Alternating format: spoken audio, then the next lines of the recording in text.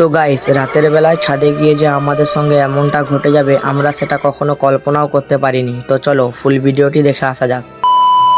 তো আমি তো প্রায় দিনের বেলা ছাদের উপরে গিয়ে ভিডিও বানাই, তো আজকে ভাবলাম একটু রাতের বেলা ছাদের উপরে গিয়ে ভিডিও বানানো যাক। তাই আমি একটা ব্যাটারি লাইট নিয়ে নিলাম। লাইটটাকে নিয়ে আমি সিঁড়িতে চড়ে ছাদের উপরে চলে যাচ্ছি। তো আমি এখন লাইটটাকে নিয়ে ছাদের কাছে চলে আসলাম।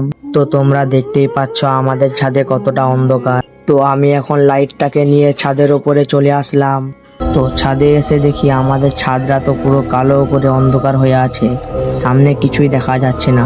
তো আমি এখন লাইটটাকে নিয়ে আস্তে আস্তে করে রুমের ভেতরে চলে যাচ্ছি। রুমের ভেতর আসতেই দেখি রুমটা তো পুরো কালো করে অন্ধকার হয়ে আছে, সামনে কিছুই দেখা যাচ্ছে না। তাই আমি তাড়াতাড়ি করে রুম থেকে বাইরে চলে আসলাম।